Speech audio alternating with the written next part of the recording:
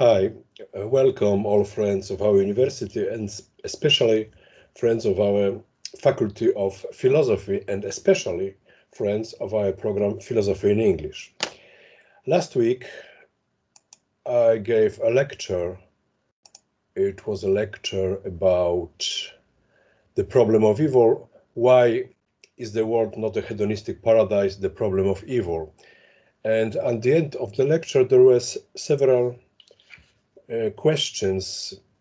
Some of that question I answered during the lecture, but there were other which I couldn't answer. So here I have a list of questions, and I'd like to briefly respond to those questions. Maybe some of the participants of the lecture or other people, other students will be interested in the question and in the answers to those questions. So the first question which was asked is the question, is there actually evil or just a perception of evil that is neutral? I think that evil is a mystery. It means that we don't know exactly and we don't know fully what is evil, but we can see that there are some events in our life, there are some actions taken by us or by other people that are not good, that are not actions which help other people to develop themselves, to improve the world, etc. And I think that all of us, we have that notion of goodness and evil, and we distinguish between evil and good, and we know that evil is something we should avoid and good is something we should support and accomplish in our life. So I think that one of the signs of evil is suffering, because suffering is something against our will, against our development, against our natural desire to have a happy and accomplished life.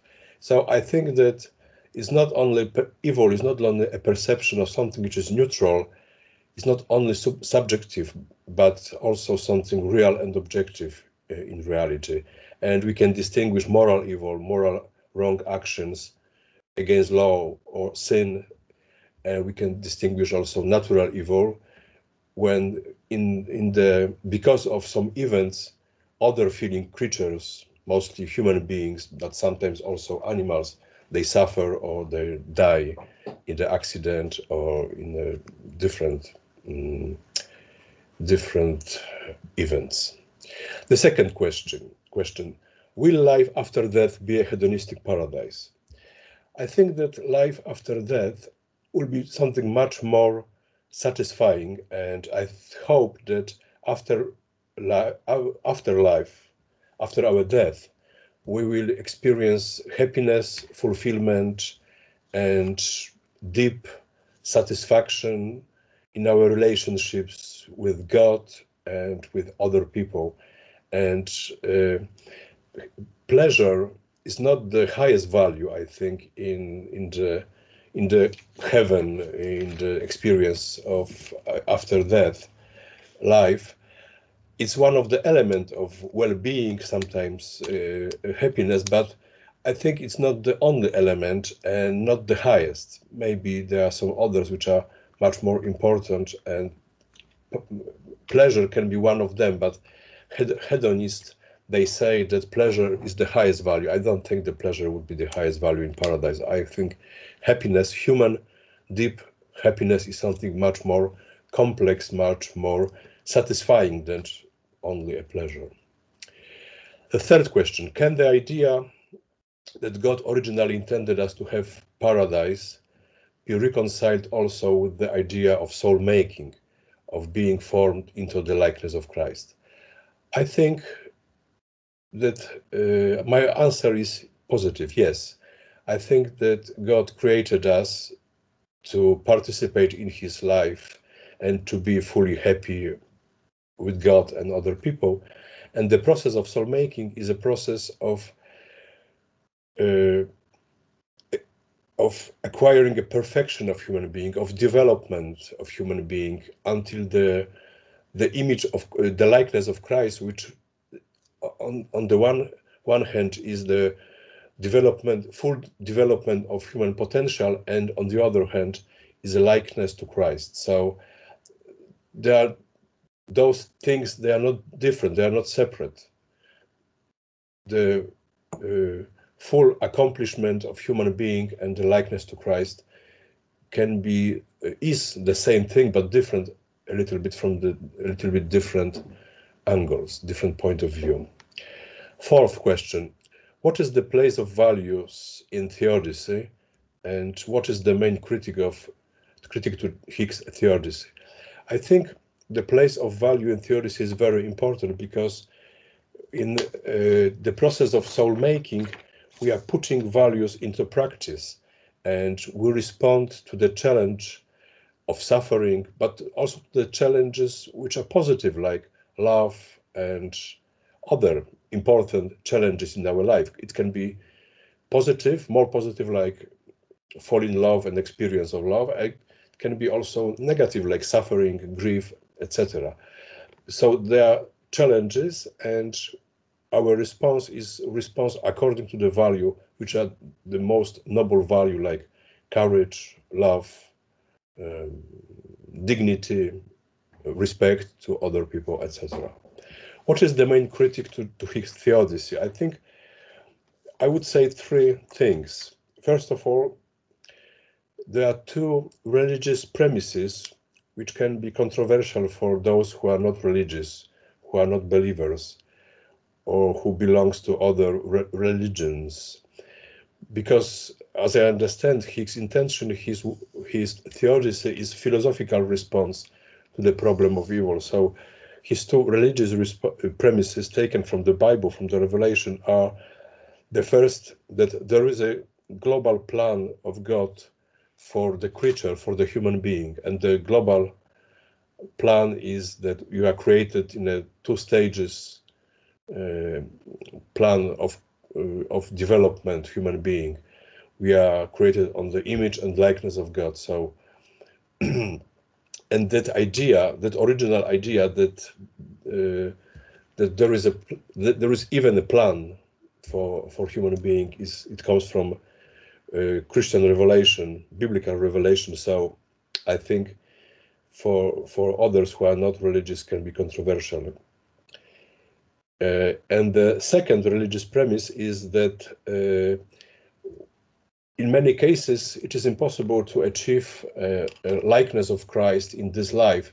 That's why he believes in eschatology, a life after death, and the process of soul making will be continued in the post-mortem life. So it's to believe in eschatology, in life after death, is also a religious premise, so it's not purely philosophical. And the next critic, the next objection to Higgs theodicy is that there is no necessary connection between our experience of something challenging like suffering, grief, especially negative things like suffering, grief, etc. There is no necessary connection with those experiences in our progress in a soul making. Sometimes the suffering is so huge, so devastating, that it rather stops the process of soul making, that foster process of soul making or help in the process of soul making. So I think Higgs is very optimistic. He said that yes, it's true, but post-mortem, the process of soul making of our development can be continued, and maybe for many years, many items of time, I don't know, years, millennia, etc. Finally, we come to the likeness of Christ, and we be fully open to God's presence. Fifth question: can we give any credibility to the thoughts on God had by mortal men? It's very large it starts a very large debate, and it's the problem of credibility of theology, philosophy of religion, the credibility of the Bible, and also the credibility of our purely rational reflection about God, his existence and attributes. So we can distinguish natural theology when we try to think about God without revelation, only using pure reasoning, and we can also accept the biblical revelation and take it as one of the elements, apart from the reason, one of the elements of our theory of God. So I think, yes, we can give any credibility, but it's different. The kind of credibility and rationality and justification is different in natural theology, which is purely rational, than in theology, which is based on the Bible. But of course, we should be critical and not accept everything, because it's not purely based on imagination, and not every thought can be accepted when we speak about God. The sixth question: has not official church magisterial teaching already defined our Catholic understanding of original sin and taken up St. Augustinian's position? Yes, it's true. It was at the Council of Trent in the 16th century, but the vision of, or the theory, interpretation of original sin given by St. Irenaeus and continued by John Higgs, I think, open better perspective for debate with contemporary science and contemporary theory of evolution, and what science can say about the beginning of human race. So that's why I think that the problem of original sin is very interesting and very fascinating problem, but it should be carefully studied and discussed in the light of the, for instance, theory of evolution and other discoveries of science. We should distinguish what is essential to the dogma of original sin and what is not essential. I think the essential is that humanity, that there exists something like, according to John Paul II words, something like a mystery of wrongdoing, mysterium iniquitatis, that every human being knows that inside of his or her being, personality, conscious, there is also a tendency for evil, for wrongdoing. We desire goodness, but we are also able to do wrong thing, and that it was not, but the